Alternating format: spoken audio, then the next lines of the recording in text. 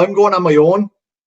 Now, a lot of people will travel as a group, so you might have 2, 3, 4, or 5 together that may run together.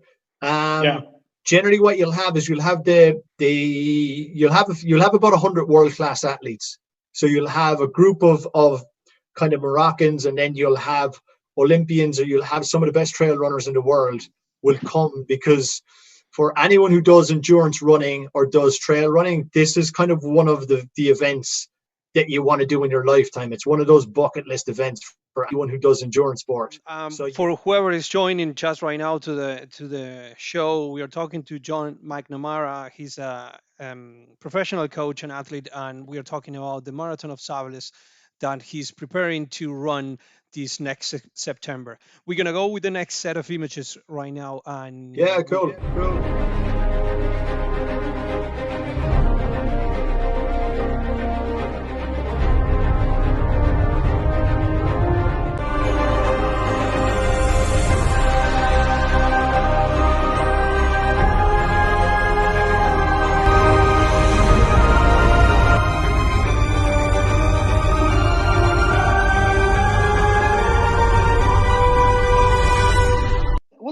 Then you mentioned a few of the dangers, John.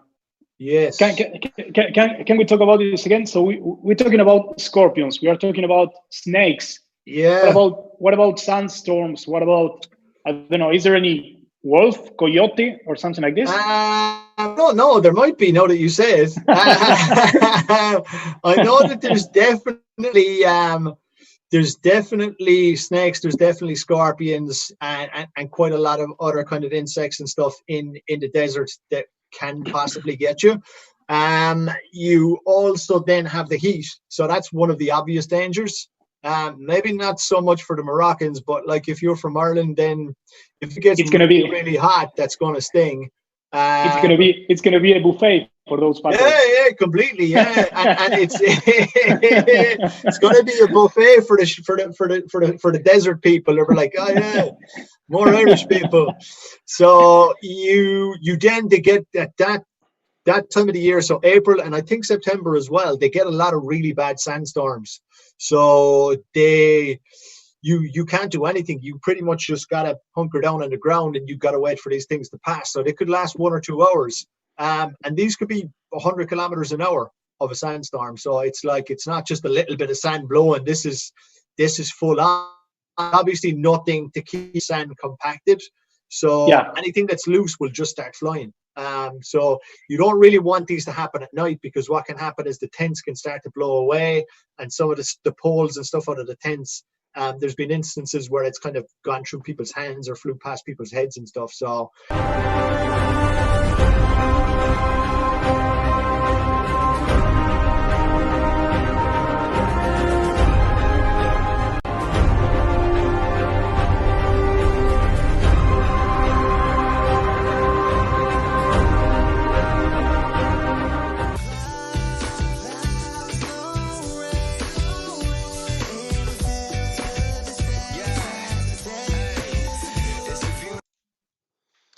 We're back now after those images. I think that whoever is watching it from us is going to be a delay.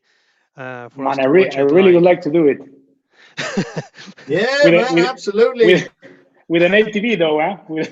With a quad. Yeah, you could get on a camel. So at the very back of the field, they have a camel. So the camel brings some supplies, but if the camel passes you out, you're disqualified. So the only thing you have to do is stay in front of the camel. That's one of the only ways you can get disqualified. Now the medical team can disqualify you as well. It depends on the day. Probably every 12 to 15 kilometers there'll be an aid station. So you get I think it's between 2 and 3 liters of water every 15k at the stops. So when you get to the stops, there'll generally be medical people at them. But if you get lost or whatever, or you get sick in between, it's kind of up to the other runners to be able to get support to you, or vice versa. So a couple of guys I know did this 2 years ago, and they said on the long day, so it was 84 kilometers the day they did it. They said that this guy that they came across was starting to hallucinate, because he hadn't drank enough water. He he was really dehydrated. He hadn't eaten enough food. So after about 70 kilometers, he just started to hallucinate. He was going crazy. But he had this thing in his head that a bee was after going into his ear, and he thought it was flying around his head. There was nothing in there, but he had a stick, and he was sticking the stick in his ear, and he was trying to kill this bee that he thought was in his head, but there was nothing in there. And they were running, and they came along, and they're like, "Man, you're going to kill yourself. What are you doing?" And he goes, "There's a bee in my head. It's flying around in my head." So they had to like take the stick off him and sit him down and give him some water and give him some food. And then eventually they just walked with him for a small bit, and then he kind of came around again. But yeah, you can, on the long day, especially because you run through the night, you get a lot of people hallucinate and just do mad shit. Yeah, so it's it's more about the last phase and people arriving and kind of emotional arrivings. So I'll just watch it there.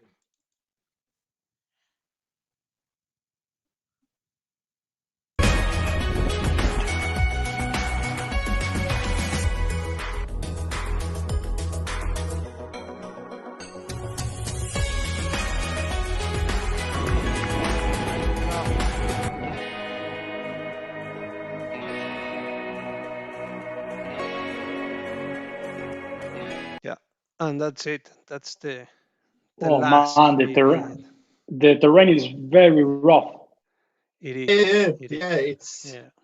It's there's not a whole pile of the terrain. It's very flat. You get some of the flattest parts of the terrain are the dried out riverbanks. So there was rivers there maybe 50, 100 years ago, and then that's really kind of flat. So when you get to running them, it's really good. But a lot of the other it's very uneven, and it's a lot of up and down climbing. So that's going to have an impact on your legs too. Yeah, but how do you prepare that? Because you run, I mean, I'm not sure if you just go to hills in Ireland and you just go up and down to see how is the feeling, or you just straight right. How do you? So I did quite a lot of road running at the start, and then I was like, okay, this doesn't prepare you. So then I started to run in the mountains and run on the trails here. So it's a lot of uneven surfaces. There's a lot of rocks, a lot of stones, a lot of mud. So the trail, there's a lot of really good trails in Ireland that you can run in, and close enough to my house too. So probably within half an hour of my house, there's a couple of really good trails that are quite steep as well. So they're good for practice. And generally what I did well is I'd put on my full backpack. So I'd make sure I had the weight that I was going to be running in as well when I was doing them, just to make sure that like your shoes were okay, that your shorts were okay, that the backpack felt okay in your back. So just kind of testing out your equipment. But then what I do as well is I test out whatever food I was going to have during the race. So not the stuff you'd eat before you start and you eat after the race, but some of the longer days you need to eat while you're running. Because you're going to burn so much calories, you have to replace it while you go. So some of it was liquids that you would drink, and then some of it was pouches and stuff. So on the longer runs in the hills, I just start to test out what food I could eat. And then some stuff would upset your stomach. So you're like, okay, I gotta go, and you just test out something else. So it's a little bit of trial and error.